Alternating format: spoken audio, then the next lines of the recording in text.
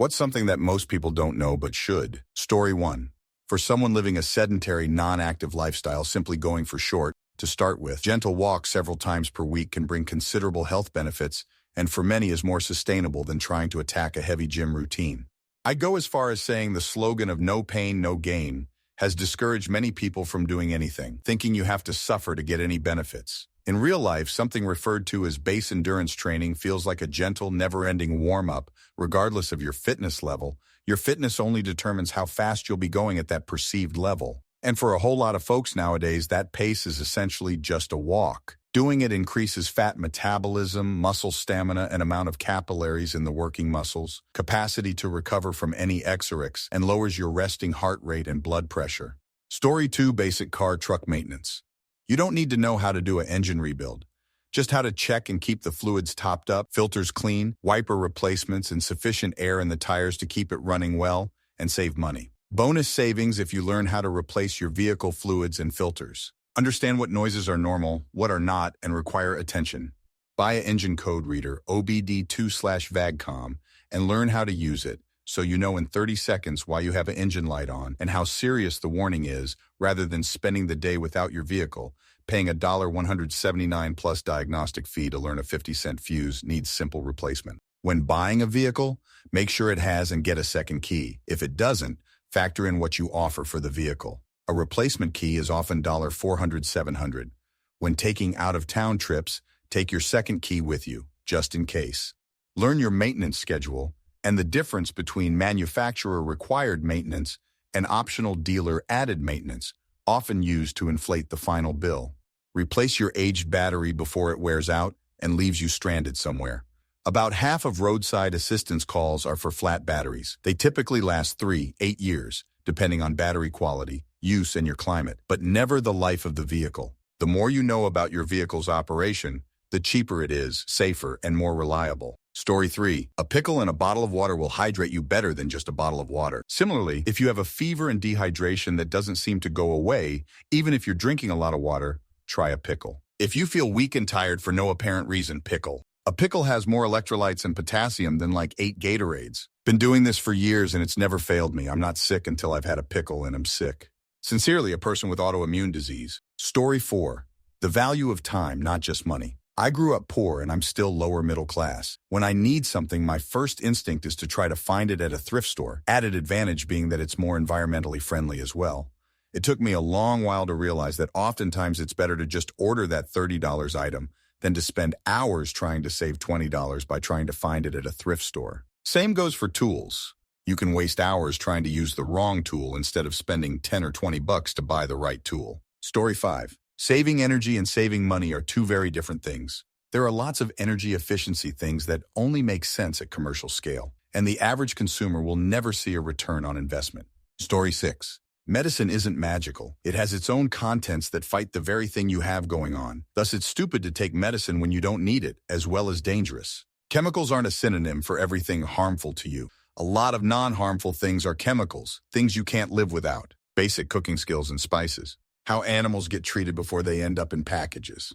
Story 7. Most people don't know that sleep plays a crucial role in memory consolidation and emotional regulation. During deep sleep, the brain processes and stores information from the day, strengthens memories, and regulates emotions, making adequate rest essential for cognitive function and mental well-being. Lack of sleep can impair decision-making, increase stress, and hinder learning. Story 8. Basic nutrition. Most adults are overweight. Bad nutrition and not knowing how to eat healthily along with lack of exercise are probably the top 2 things that cause people to die prematurely or to get debilitating illnesses. Story 9. When taking out-of-town trips, take your second key with you just in case. And don't leave it locked in your car.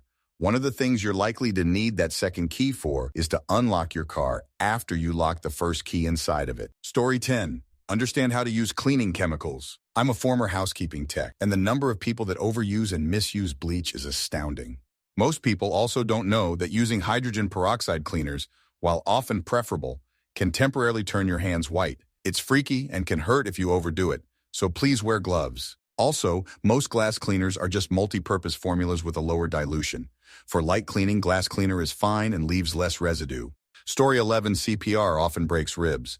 People don't wake up from CPR the way they do in film and television. The survival rates, even with timely CPR, are extremely low, roughly 9%, according to AHA. For those in their 80s, it drops to roughly 2%. Survival and no permanent brain damage or damage to quality of life are not the same, and the vast majority of people who do experience survival do not escape brain damage or debilitating injury that may be permanent. No one wants to lose their aged parents or grandparents, but it's really important for them and for you to have a realistic understanding of what full code, do everything means, and how it may keep them from ever going home, even if it saves their life. Story 12. I work in the gas industry, and there's quite a few safety things I constantly try to tell people that might not be common sense, but are very important. Even if you don't have gas at your home, read these, because if your friends or neighbors have gas and live nearby, it can impact you too. First off, if you don't know what gas smells like, it's a strong, rotten egg-like smell. It's very distinct and strong, which is the point of the mercaptan put in it. Now let's talk about gas and fire explosions. If you smell gas in your house, do not open the windows/doors/vents/etc. to air it out. Gas can only ignite under the right air-to-gas ratio, and if there's too much gas or too little of it, nothing ignites. So if you smell it in your house, you very well might have too much gas in there for it to ignite, and if you open everything up, you may put it in that sweet spot and blow everything up. So if you smell gas, get out and get everyone else out too, and call emergency services. 2. If you smell gas in or around your house, if you have a garage, don't open or close it until you've talked to emergency services and have it checked out. A lot of garage doors spark when they open or close, and that has led to lots of fires and explosions. One that really got me was someone smelled gas and had a big gas leak. They did everything right and got them, their family, and pets out of the house and called emergency services. Fire department got there first, and we told them to not go in the house and explicitly to not open windows/doors/garages. Well, they didn't listen. Opened the garage door because it seemed more convenient to get emergency services in and out of the house, and ended up blowing up the house and killing several firefighters. How to spot gas leaks. Discoloration in grass gas, like any fluid, follows the path of least resistance. So if there's a leak in your line, you'll see it go through the soil to come to the surface. So if you start seeing yellow patches in a spot call and have it checked out, bubbling less common than the discoloration, but if the pressure is high enough or soil loose enough, it'll actually start bubbling and moving around. An interesting story of this is there was a guy who couldn't figure out why his grass kept dying. He kept calling various utilities he had, but they couldn't find an issue. He didn't have gas, but his neighbor across the road did. Well, one day the neighbor was running a bunch of stuff that needed gas and couldn't get the pressure he was supposed to have. Gas company came out, checked it out, but determined if it was a leak, it wasn't localized because they couldn't find any signs of one. They told him it had to be something else. This went on for 3 more trips out by the gas company, and finally the third guy goes, "Let me check around the neighborhood." Turned out the guy did have a leak on his line, but the path it followed was right into his neighbor's yard across the street. They fixed the leak, but there was so much as built up that it would have been a pretty massive explosion if it went off. Lastly, don't mess with your meters or regulators. Depending on your state, you may have access to yours. There's so many various pressures, valve types, vent types.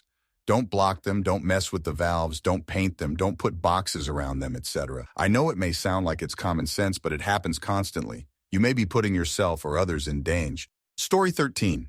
Something that actually everybody learns eventually, but certainly something you don't know when you're younger. You are going to lose everything that you love, and if you don't lose it, it will lose you.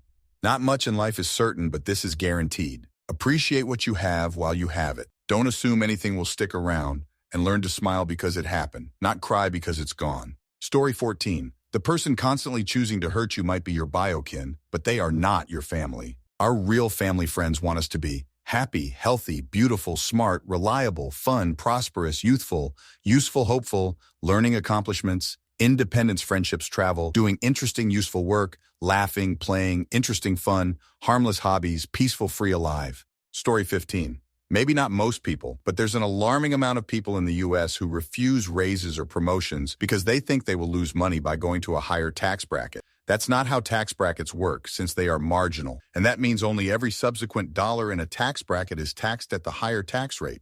All other dollars are taxed at the lower bracket's rate. It's almost impossible to lose money from income taxes by accepting a raise to bonus. The only possibility is your income increasing over a certain threshold for some sort of government benefits that you could be worse off by accepting. Story 16. For those of us privileged enough to make it to our 30s and 40s, most back pain, even the scary moments with slipped herniated discs, can be addressed at home with simple stretches and exercises. If you're actively in pain, your muscles are in spasm, and of course there's not much you should do while in a lot of pain. However, what you should not do is be completely stagnant or still for long periods of time. Yes, get the pain under control with some over-the-counter stuff. Yes, be still while it hurts. But you'll find a lot of relief laying on your stomach with some pillows under your hips/stomach by relieving your back of the duty of supporting your entire body. There aren't many positions to lay in that can give you relief except for this when it's bad. Once you can do that, you can try laying on your back with feel elevated, like if you're sitting in an invisible chair and the wall is the floor. Gentle swaying from side to side, within a comfortable range of motion. These two are the safer ways to get some relief from an actively spasming back.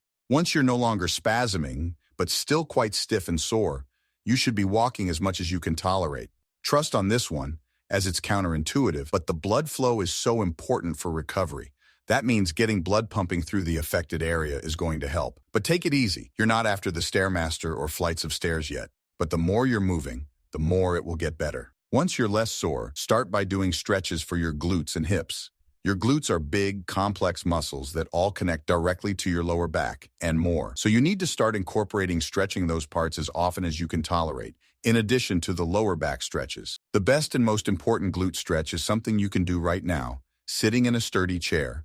Try it now. Cross one leg over the other so your ankle sits on top of your knee. Gently push down on your knee, arch your back slightly, and try to touch your chest to your thighs, pulling yourself as close as is comfortable. You should feel this in your hips and glutes, and if you're very tight, it will be intense. Stop immediately if any stretch gives you numbness, tingling, pins and needles, or burning. You're okay if it's tugging, tightness, or muscle soreness. For anyone that's not very severely injured, this will bring some immediate relief. If you're so tight you can even get your leg crossed, then this is not for you yet. But if you're able, there's really no limit to doing this. I try to do it at least once a day. 2 times is the goal. 3 if I'm super tight or sore. Instant relief. Also, bend at the waist and try to touch your toes. Sitting if you're unstable. Touch your chin to yourself to deepen this stretch and include some back stretching. This stretch is for the hamstrings, which connect to the glutes, which connect to the lower back. Next, do it standing, but only go a quarter of the way down, but then add a pelvic scoop, meaning pretend you have an ice cream scoop on your waist, and like there, a tub of ice cream between your legs that you want to scoop out and hold up in the air. You will feel this in your discs and is the most gloriously painful stretch you can ever do for disc pain. Hold the scoop the top, then try to go further towards your toes. Won't be able to go far, but you don't need to. Every fraction forward deepens the stretch dramatically. Breathe while you do this, because the intensity can sometimes make you see stars. You look silly doing it, but there's nothing to give you more instant relief. But you can pass out if you're holding your breath. Don't. Hold every stretch for at least 20 seconds and breathe. You see where I'm going with this? Starting at the site of pain, the lower back, and then gradually moving up and down the chain of command to lengthen and stretch the wound-up muscles surrounding the lower back is how to get longer, lasting relief. The next step is to strengthen your glutes, and bodyweight squats are helpful. But this comment is about getting out of spasm and finding some needed relief to prepare you to start exercising again. Walking is your friend at this stage, and even if it's tight and you have to go slow, still do it. Relief will come at baby steps at each stage after each stretch or exercise. I am not a medical professional, just a middle-aged weekend warrior with more friends and family the same age, and we all have been through this at some point the last 2-3 years. It was my wife getting treatment and her telling me what worked for her when she got hurt that helped me roll out of bed and get moving when I threw my back out, sneezing. I've been to many physical therapy sessions myself, and I'm a technical writer by trade, so I am really good at explaining complex things simply. If you're in debilitating pain, see the doctor, even the ER, because with back pain, if you can't move at all after a few days, it could be very serious, and doing any kind of movement can make it worse. But for slightly herniated discs and bulges, surgical intervention can cause as many problems as it solves. Get moving, listen to your body, and seek guidance. For those without means to see a doctor, my advice is how many minor back pain treatments start. It does help to take some pain meds before these things so you can worry less about spasm. Story 17. If that travel app tells me I can get somewhere in 49 minutes, then it will actually take between 52 and 82 minutes for me to get there. I am reasonably healthy, useful fast walking, and what is true for myself is true for many others too. Give yourself extra traveling time, especially on your first time going there.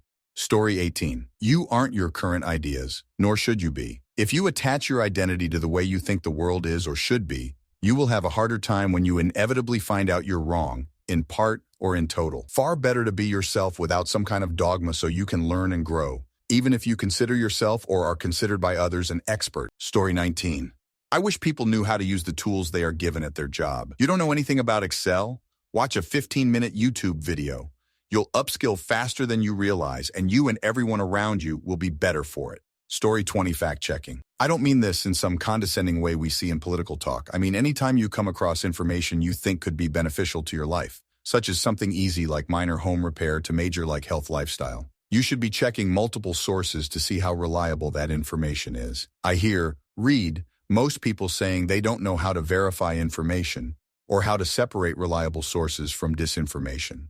Story 21. Keep important stuff in your home even if you don't use it or you don't need it that often. Extra light bulbs, flashlights, lighter, candles, toolbox, first aid, stationery, extra charging cord, extra batteries, fire extinguisher/fire blanket, and maybe even a power bank. Story 22. When a toilet is overflowing from being clogged, calmly remove the tank lid, calmly place it down, look for the fill valve, and calmly lift it up the lever to get the valve to stop calling for water. Let the water chill for a bit and then slowly let it fill back up so it doesn't overflow. If you take time to learn this skill, you can save yourself a ton of misery. Story 23. Dogs suffocate in chip snack bags every day. Once they get their head inside those Mylar bags, the more they breathe, the more the bag tightens around their head and suffocates them in a matter of minutes. Please keep all chip and snack bags out of reach and cut them up before you put them in the trash. For more info, you can visit preventpetsuffocation.com. Thank you for coming to my TED Talk. Story 24. The symptoms and timeline they experience during oxygen deprivation.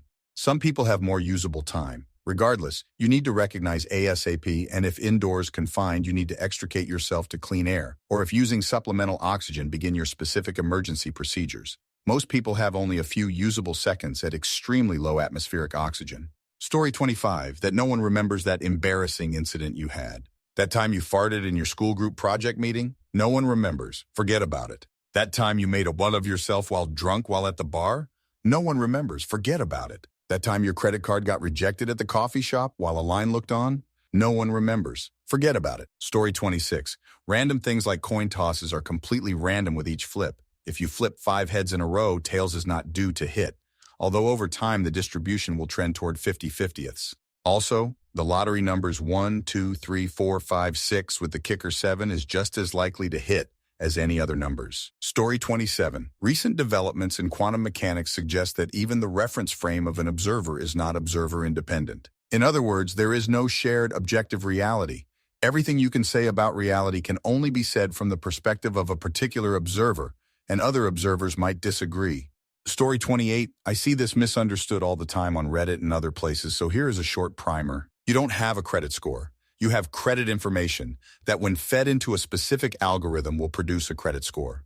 What do I mean by this? I mean that every time you apply for a loan, insurance, some jobs, and other activities that require, they review your credit. Depending on which bureau they look at and what activity they are pulling it for, will produce a different credit score. What to do with this information? It is more important to understand your credit score range and use the credit information they have on file for you and make sure it is accurate than it is to fixate on the specific score and if it is different by 3 points from one day or application to another. If you want to improve your credit, here are the most important factors. Pay on time. This is the single most important factor by far. Keep your total debt low, especially on unsecured debt like credit cards. Keep accounts open and possible, as the older accounts are the better. Fixed loans, like cars and mortgages, will close when they are paid off, so don't worry about these. Focus on keeping credit cards open as long as possible, even if you really aren't using them. Having a variety of loans is better, but don't get more than you can handle. Someone who has a mortgage, a car loan, and a credit that are being maintained well, see above, looks better than someone who simply has a mortgage. Don't borrow more than you can manage to achieve this. If you're following all the above, one additional trick is to demonstrate your ability to pay down.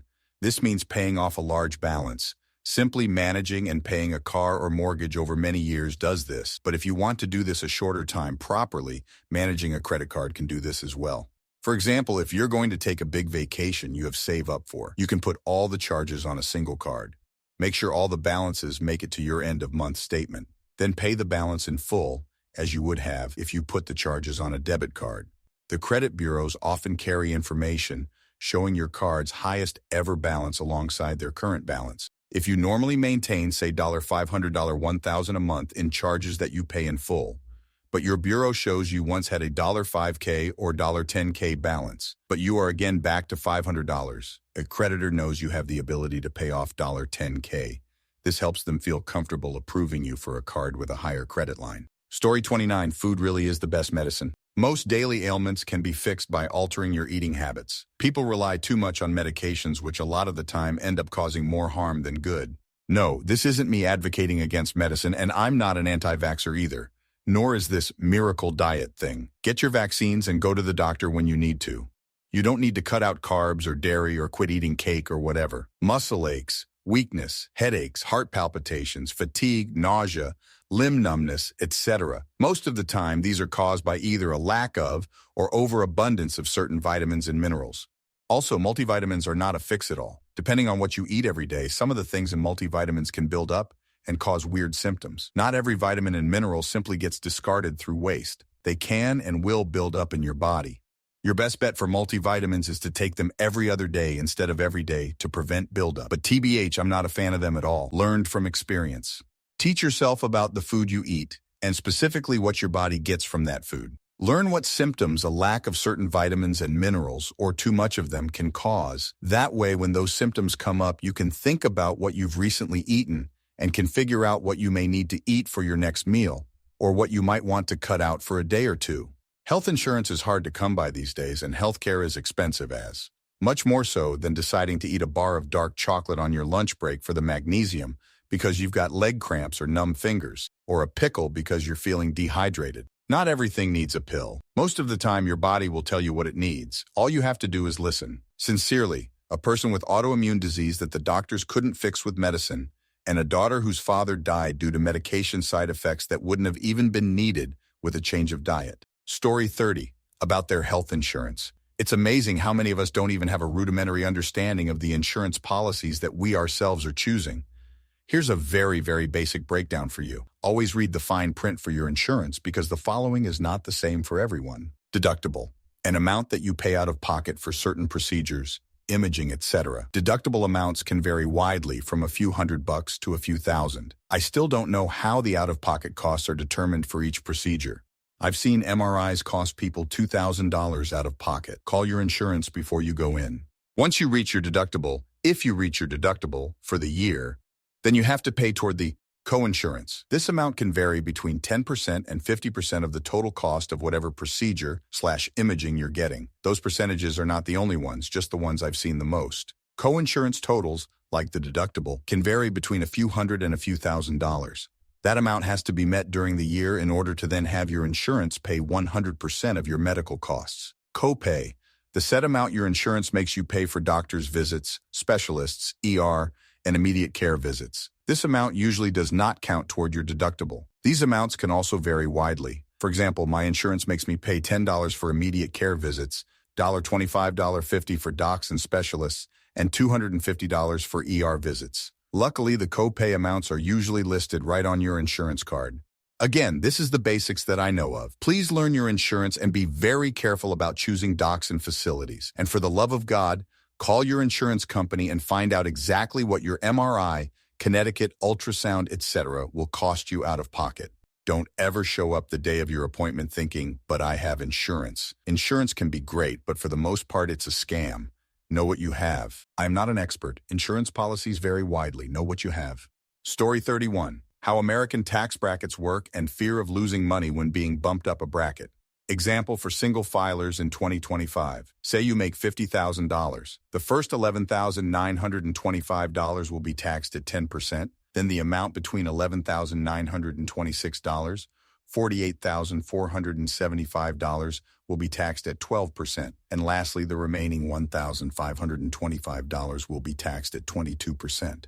People too often think, oh, I make $50,000. I pay 22% in taxes, the same as someone who makes $100,000, and that's not fair. But that's not the case. It's not a flat tax. Not a financial advisor. Story 32, I'll add this because I just ranted to a coworker about it. If you tell people at work that everything you need is ASAP, then everybody is going to ignore your urgent requests. If everything is urgent, then nothing is urgent, and you are probably just bad at managing your workload. Story 33. Being able to cook 6 different things so you don't keep paying a fortune for ready-to-eat garbage. Compounding interest and the importance of starting early, doing it consistently, and for Christ's sake, don't interrupt it. The difference between possibility and probability. Don't come at me with your edge cases and think that proves the most common situation. Regular maintenance on your vehicle if you drive. If you plan on paying it off and owning it for more than 5 YRs, maintain it according to the manufacturer's spec for extreme driving conditions. Basic common courtesy and appreciation, patience for those with customer-facing roles. If you're the only one upset, especially if you're with others, you are probably the give it a rest. Put it back where you found it. Try to be influenced by minimalism, true stoicism, and mindfulness. Lastly, you should know better than to blast the speaker on your phone for conversations, music, or your doom scrolling. No one wants to hear that. Story 34. Don't try to put out an electrical fire with water. Water equals sign conductor. Conductor equals sign more electricity. More electricity equals sign more fire. More fire equals sign bad. Call 911. Smother the fire with powder if it's safe to do so, and unplug the device causing the fire. Story 35. Garbage disposals are not meant to get rid of the food on your plate or all the scraps when you're cooking. They're meant to deal with the small bits that are left over after putting your main portion into the trash. If you're rinsing dishes before the dishwasher, use a strainer at the bottom to catch even more, and then the disposal will handle what gets missed. Don't intentionally throw food down the drain. Gas has a shelf life. Most gas in the U.S. has ethanol, and this leads to it going bad within about 30 days. It's far worse to use old gas in your mower equipment than it is in your car because your car has systems to deal with this. My suggestion is to only keep 2 weeks of gas on hand at a time. Stabilizers can keep it fresh longer, but stabilizer won't refresh gas that's already bad, and stabilized fuel still has a shelf life, so don't trust it after 6 months to a year, depending upon the brand. If you have lawn equipment, it's best to just drain the gas and run it dry. The only time I advocate keeping stabilized fuel in equipment is if it's emergency equipment that always has to be ready to go, like a generator. You are the person who is ultimately responsible for your safety and well-being. If you feel uncomfortable doing something, you can stop. If you don't like dealing with someone, you can leave. Do what's best for yourself in most situations. I said most, because sometimes you as an individual are less important than the group as a whole. Find the best option overall. Separation of church and state does not mean that elected leaders can't bring their religious ideals with them when they're doing their jobs, that churches can't support a political viewpoint, or that public schools cannot be taught religious things. What it does mean is that the government cannot force people into following a certain religion and that the church does not run the government or make laws. For an example of this, look back to England and France when high clergy were part of the royal court and could impose laws, effectively crushing other religions by making their practice illegal. Story 36. The butchering process and where meat comes from on the body of the animal. And not Animal Rights People's version, the real one. I teach this, and it's appalling how many people don't know bacon comes from the rib area, or that ham is the rump. Heck, I know people who didn't understand ribs come from writhed rib cage, which is just sad. The reason this is important is cookery. Locomotion muscles require a moist heat cookery because they're tougher than others. You don't typically put steak in a crock pot, you can, but not normally. Yet I see so many people don't that, and then complain about their steak not being great. Story 37. How to properly crash a car if it's unavoidable. Do not try to turn away. Put the center of the hood on whatever you're going to hit. The safety systems in a car work best with front-rear collisions. When lateral impulses, sideways energy vectors, are introduced, the human body doesn't really like that. Plus, there's less energy-absorbing design for side collisions in a car. Story 38. Correlation does not mean causation. For example, in the summer, ice cream sales are up and crime rate is up. People eating more ice cream does not cause an increase in crime. This is why many of the medical studies that state blank causes blank should be taken with a grain of salt, especially the ones trying to sell something that state great health effects if you take blank supplement. Story 39. Everything is temporary, good and bad. If things suck right now, they won't forever. If things are amazing right now, they won't be always. Life is full of hills and valleys. If you're in a valley, stick around for the hill. If you are at the top of the hill, take time to be there. Don't just take pictures. Really soak it in. Edit a word. Story 40. UAPs, UFOs, are 100% real. What they are, we don't know. However, their capabilities demonstrate that they are likely not of human origin.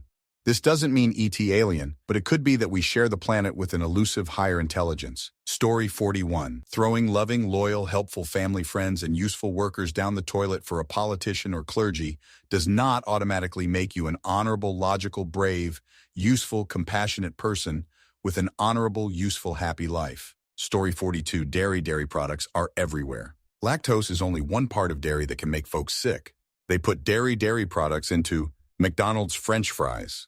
That muscle milk beverage that literally proclaims upon each bottle that it is non-dairy beverage is literally full of dairy products, as in up to 75% of what is inside each muscle milk beverage bottle is dairy products. Turns out Nestle had sued and got courtroom to force the muscle milk beverage makers, Abbott's, to tell lies or be punished for lying.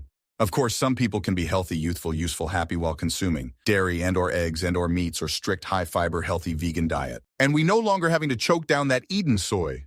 Coconut milk beverage are delicious. There are so many different excellent quality, flavorful non-dairy milks, butters, ice creams, caramels, sorbets, soups, breads, creams, creamers, French fries, mayonnaise, potato salad, onion rings, burgers, chocolate, etc. The non-dairy cheeses are starting to really improving too. We must read all the ingredients of everything we buy before we buy. Story 43. In most places, immigrants account for a tiny fraction of crime compared to natives, and are usually underrepresented compared to their population when it comes to crime stats.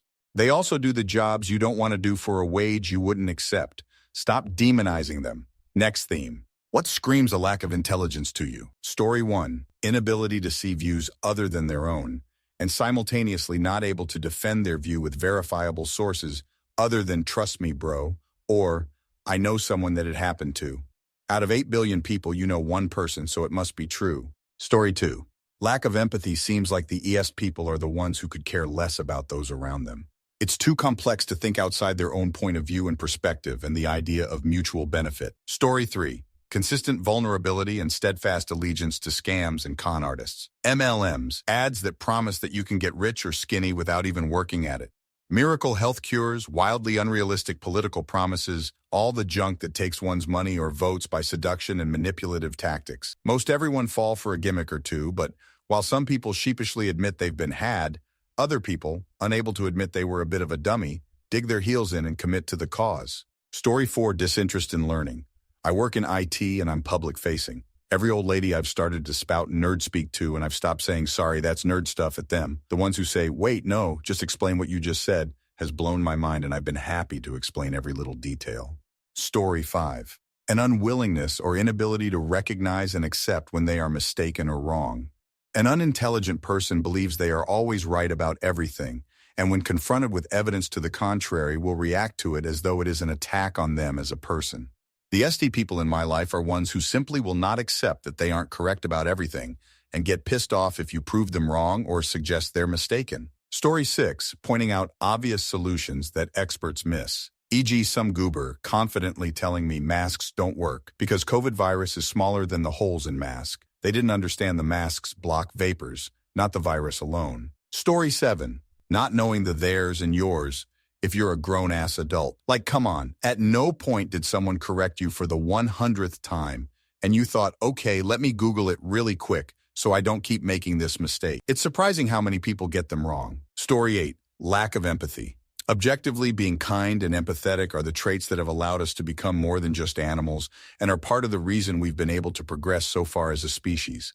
Kind people can think about others, their emotions, and perspectives, and that is something that signals to me that someone is intelligent in at least one facet. I don't mean people with naturally low empathy. I mean people who can't even have logical empathy or kindness, because all that tells me is that you can't logic through an experience that's not exactly yours and form some kind of response. Story 9. When someone uses the term gaslighting in a discussion argument because the other person isn't focusing on a small detail they want them to. In the same subject, focusing on a small detail so they can say they are right, instead of the discussion argument as a whole. And obvious never admitting they're wrong.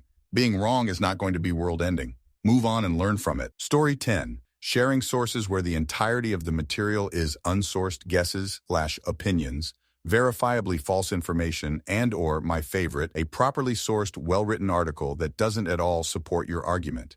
AKA, the do-your-own-research folks that only read the headlines. Story 11. Lack of emotional intelligence means overall intelligence is lacking. Emotional intelligence helps us contextualize knowledge. Without it, we're just a textbook spitting information without deep understanding of the material, how it connects to other pieces of information in the whole, and how to effectively communicate and use that knowledge. One of the biggest hallmarks of emotional intelligence is empathy, which again, cannot just be an intellectual understanding of a textbook definition.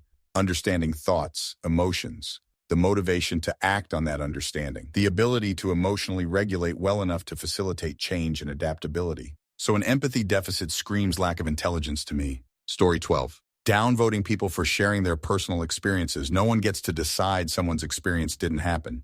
And attacking people personally because you can't refute their point. If you can't stay on topic, you're a bad conversationalist. Also combing through someone's post history to attack them. What? You can't say anything intelligent, so you have to resort to personal attacks. Get real. All of my Reddit pet peeves, LOL. Story 13. When people never ask questions and think they know what they are doing, but clearly submit work that needs a ton of edits and changes over and over multiple times.